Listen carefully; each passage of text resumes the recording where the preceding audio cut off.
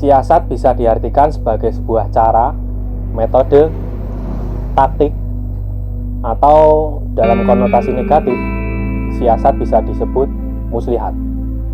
Namun, secara garis besar, siasat adalah strategi.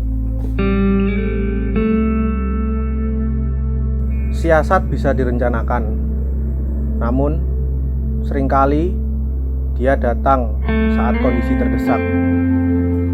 Disitulah kreativitas muncul secara tiba-tiba. Banyak jalan atau cara menuju kematian. Namun, bagaimana cara kau mati, itu tergantung jalan yang kau pilih.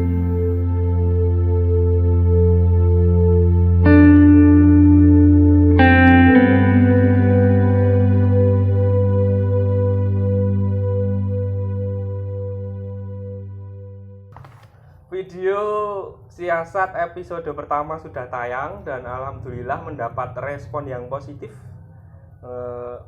dan tentunya banyak komentar-komentar ya, tanggapan dari teman-teman. Ada komentar yang membangun dan ada pula komentar yang tiara. Waduh. Lanjut aja, Mas. Oh iya, jadi bagi teman-teman yang pengen memberikan apresiasinya lewat komentar atau kritik sarannya, bisa komen langsung di channel kami atau di Instagram kami ya. Nanti ada di deskripsi bawah. Ya. Dan kali ini kita sudah kedatangan narasumber, bintang tamu. Seperti yang kita bisa lihat di sini, bapak-bapak dengan penampilan yang cukup rapi ya, dengan baju dinasnya. Kalau kita tebak, mungkin beliau ini adalah bapak kepala desa ya. Lucu ya, Mas? Kurang ya. Kurang. Nggak apa-apa, ini mungkin jok-jok zaman-zaman VOC. Oh iya. Lanjut. Ini maksudnya pengantar ya Mas, jadi belum selesai. Yo. Daripada saya menduga-duga dan teman-teman juga pasti sudah penasaran siapa beliau ini, langsung saja ya Mas. Siapa Anda dan kenapa baju dan sepatu Anda kurang matching? Waduh. Fashion Mas. Oh iya. Oke. Langsung saja. Diperkenalkan. Nama saya Nonja Rizky Ramadan, biasa dipanggil Pak D. Kemarin kita juga sudah perkenalan. Kenapa saya memakai seragam ini bukan Pak Lurah ya. Ini terlalu berat itu guyon banget. Jadi saya ngajar di salah satu sekolah SLB di Jogja. Dan saya mengajar jurusan keterampilan kayu. Untuk masalah fashion ya saya emang kayak gini maksudnya. Ya ada lah ceritanya. Iya Mas. Bercanda lah. Terus gimana Mas? Ada yang mau bahas apa ini? Jadi seperti tema kita sebelumnya ya, membahas tentang siasat. Jadi menurut sampean siasat itu seperti apa? Kalau menurut saya ya kan macam-macam ya. Kalau yang mau saya bahas ini intinya siasat sebagai metode untuk merespon atau menghadapi situasi tertentu. Dalam hal ini situasi yang saya hadapi yang mungkin saya nilai itu agak kayak aneh dan baru, lalu saya kayak mencari jalan alternatif atau cara lain, pola yang lain seperti itu. Nah, mungkin bisa diceritakan contoh konkretnya seperti apa itu dalam kehidupan Anda? Oke. Jadi saya kayak pengen cerita. Ini sebuah kejadian atau sifat saya yang pada akhirnya ternyata itu bisa menjadi metode untuk mengajar anak-anak berkebutuhan khusus ini, murid-murid saya maksudnya. Nah, secara detailnya saya ceritakan. Pokoknya ini dimulai dari saya pertama masuk di SLB tempat saya ngajar. Pertama menjadi guru. Guru SLB ya. Guru SLB ya. Sebelumnya saya belum pernah. Nah, ini pengalaman pertama kali. Nah, di dalam benak saya kalau jadi guru itu pasti dengan cara-cara yang mungkin taat prosedur, taat aturan seperti itu loh. Jadi bayangan saya seperti itu. Jadi saya masuk itu dengan mindset wah jadi guru itu seperti itu. Oh iya. Nah, cuman mungkin ada sedikit hal yang tiba-tiba membuat saya kayak gitu loh, kayak kok kontras gitu loh. Itu pertama kali aku ketemu muridku. Gimana itu, Mas? Nah, pas aku ketemu muridku itu pengalaman pertama aku ditabrak sama muridku. Pokoknya macam-macam, ada yang tiba-tiba nabrak, dia itu kayak muter-muter gini tangannya. Terus aku tanya gurunya, ternyata dia jadi mobil jeep. Nah, terus ada lagi yang Saya tiba-tiba agak marah. takut ya, Mas, mau ketawa. Gak apa-apa, ini kan kayak apa ya, gambaran nyatanya seperti Oh itu. iya iya iya. Jadi saya sebagai orang awam nggak apa-apa ya. Gak apa. Oh iya. Gak apa. Nah itu ya intinya gambaran aslinya memang seperti itu. Nah, aku mikir apa dengan cara-cara yang kayak sekolah-sekolah umum itu bisa kok ngajar kayak gini. Soalnya pada apa ya, kenyataannya memang juga ada ilmu yang secara prosedur gitu loh. Iya. Nah, kemudian saya ketemu itu, saya kayak flashback gitu loh, Mas. Ini sebelum mengarah ke metode yang mau saya ceritakan ya, saya tiba-tiba flashback dengan Masa lalu. hal-hal yang kayak saya alami di zaman dulu itu, kayak sikap-sikap yang mungkin kalau kata orang sih aneh, tapi kalau saya ya biasa saja sih. Cuman orang nilainya aneh-aneh. Dulu itu temanku pernah bilang, wah kamu itu perilakunya aneh banget kayak anak-anak SLB gitu. Nah aku pernah dikatain kayak gitu. Terus Anda juga pernah berkata cacat mental. Bahasa keakraban. Nah, bahasa keakraban ini bukan maksud menghina atau apa ya. Jadi aku kok, oh iya ya, kok kayak aku menemukan rumah di sini. Wah. Jadi sampean waktu datang ke SLB melihat mungkin perilakunya agak berbeda gitu ya, anak-anaknya itu seperti menemukan rumah gitu. Seperti menemukan rumah dan kayak kembali di masa lalu saya itu kayak seperti itu gitu Oh loh. iya, iya. Jadi kayak kok kayak connect. Wah. Terus langsung setelah itu saya mulai ngajar. Nah itu tadi, karena saya mindsetnya itu ke situ kayak udah ada aturan, ada metode yang macam-macam itu tadi kan saya belajar ke senior dan guru-guru yang sudah apa ya, yang PLB lah ibaratnya, yang dari PLB lah. Nah itu tak praktekin lah, aku malah bingung sendiri. Maksudnya gini, jadi kayak mungkin aku belum pernah menghadapi murid-murid seperti itu gitu loh.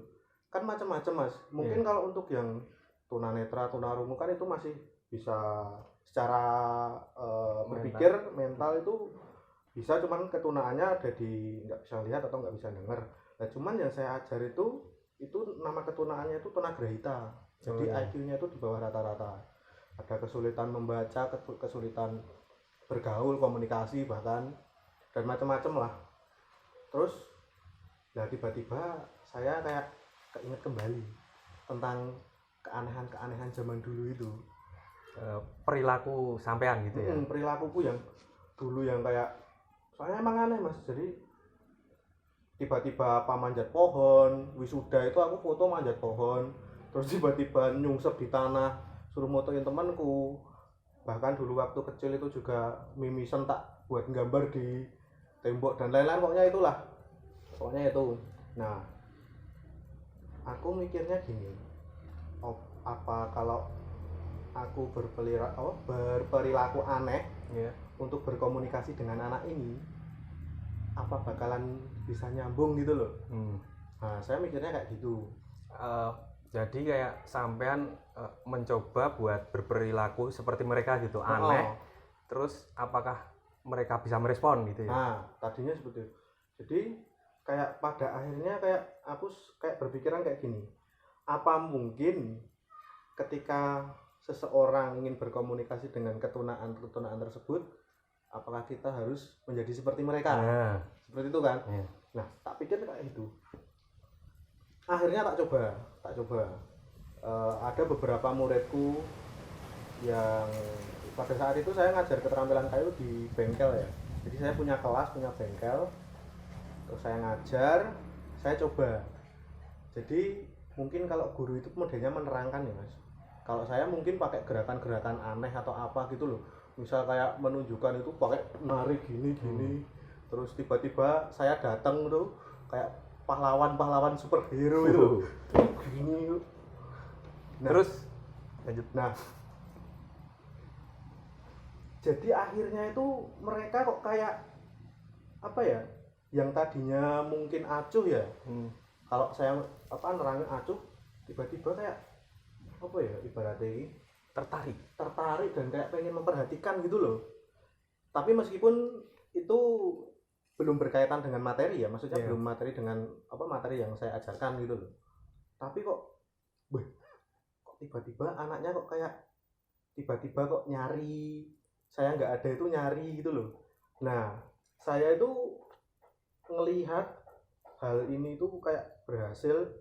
Itu ada satu murid saya itu benar-benar orang yang sulit banget berkomunikasi lah intinya, sulit banget berkomunikasi, pendiam dan benar-benar pendiam, nggak mau sama guru sama siapapun, bahkan guru yang tahu metode tentang PLB pun ya berkomunikasi dengan dia itu susah.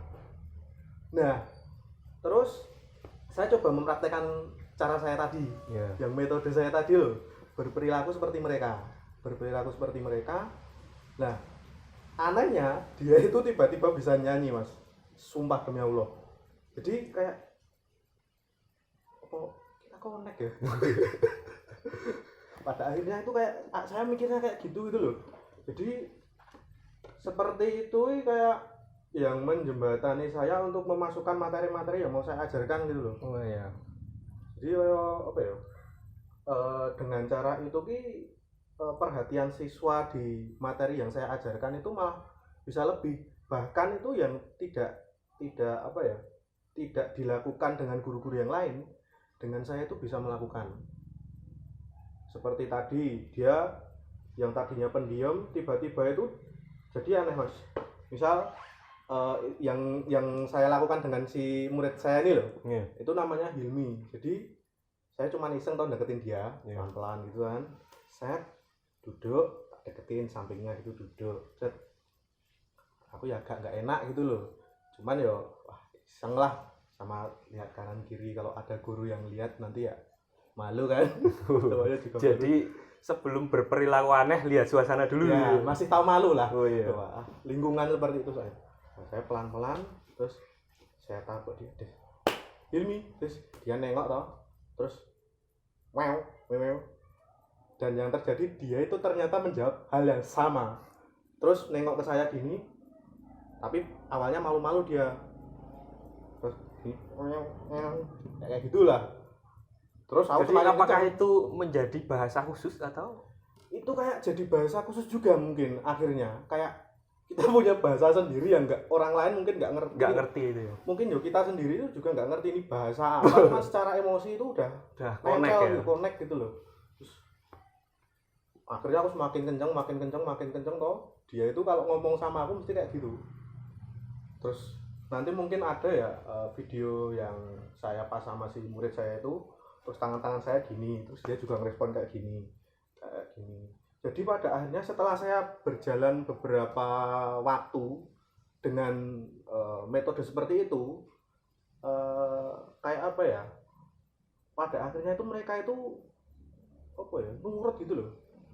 Kok ini aku juga bingung, maksudnya ini benar enggak sih kayak gini, benar tapi metode kayak gini itu benar enggak sih? Benar enggak gitu loh.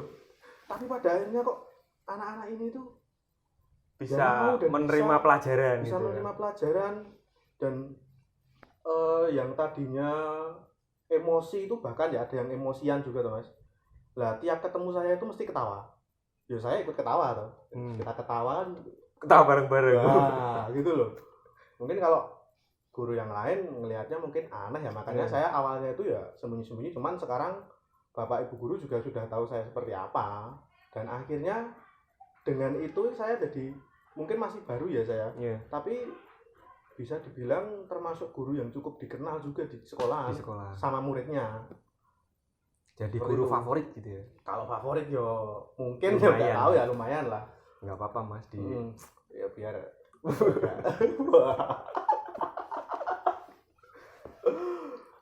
ya mungkin seperti itu Mas. Intinya itu sebuah sifat yang dulu pernah saya lakukan atau alami di masa lalu, zaman sekolah atau masih kecil, yang dianggap orang-orang itu aneh. Pada akhirnya itu bisa ada gunanya gitu loh. Oh iya. Buat apa ya, memperkuat argumennya. Kalau dulu tingkahnya aneh. Dulu kan saya juga berteman di SMK cerita dikit lah dia. Kamu pengalamannya gimana? Jadi dulu dia setiap bertemu dengan saya itu pasti memegang kaki saya begini kayak suster ngesot gitu. Jadi tiap saya jalan ya, dengan berat kaki saya yang berat badan dia itu lebih 20 kali lipat dari kaki saya. Pasti saya tidak bisa bergerak gitu. Jadi dia tidak akan melepaskan kaki saya sebelum saya mengizinkan tangan saya dijilat. Ya itu masa lalu lah. Terus dulu ya. pedoman sampean dulu apa Mas? Oh dulu zaman sekolah ya? Oh iya. Saya masih agak-agak inget itu. Nah dulu itu prinsipku gini. Orang menjijikan. Oh iya. Lebih menakutkan daripada preman. Nah, saya dulu memang sangat takut sekali sama dia. Ya, tapi pada akhirnya itu yang membuat aku punya banyak teman. Karena kayak orang mau nyari itu misal dari luar, siapa Pak D yang mana, saya pekok, langsung dapat. Dan pada akhirnya tingkah-tingkah aneh tersebut bisa menginspirasi sampean buat menjadi metode tadi ya. Metode tadi ya. Mungkin ada poin-poin lagi yang mau disampaikan atau? Sebenarnya intinya itu sih, maksudnya dari apa yang saya jelaskan itu ya seperti itulah pengalamannya. Atau mungkin ada pesan-pesan buat guru-guru yang lain? Ya mungkin lebih responsif aja sih Mas. Maksudnya gini, untuk menghadapi siswa-siswa tertentu atau ya mungkin ini buat sekolah umum juga ya. Iya, buat guru-guru umum lah, bahwa pada akhirnya itu siasat itu sangat penting untuk digunakan Mas. Untuk menghadapi beberapa murid-murid tertentu mungkin yang bolos atau apa gitu loh. Karena ketika kita bisa memahami murid, kita bisa masuk ke dalam emosi atau membuat koneksi itu tadi, ya kita akan ngajarnya lebih gampang. Menurut saya seperti itu. Ya tentunya dengan siasatnya bisa macam-macam. Nah, mungkin ada siasat-siasat yang unik-unik. Bisa sharing ke kita, bisa menghubungi. Bisa sharing ke kita, bisa. Apalagi nanti berhasil, dia punya siasat yang mungkin lebih menarik lagi, lebih menarik lagi, berhasil lah, bisa sharing ke kami, ya toh? Ya, siap. Oke, terima kasih kepada Pak Nonza Rizky, pahlawan tanpa tanda jasa, yang sudah menceritakan pengalaman hidupnya, siasat hidupnya sebagai siasat sebagai metode pembelajaran buat mengajar anak-anak SLB. Dan saya juga pengen mengucapkan salut kepada Pak Nonza, kepada guru-guru SLB yang lain, karena bagi saya yang notabene dulu kuliahnya juga pendidikan, mengajar SLB menurut saya sangat berat ya. Jadi buat kalian guru-guru SLB dan Pak Nonza Rizky, kalian hebat. Sudah mulai ada gimmick-gimmick kebaikan gitu. Iya. Supaya kita juga dipandang masyarakat sebagai contoh yang baik. Public figure. Terus iya mungkin ada poin-poin yang lain. Udah cukup aja lah. Ya. Cukup.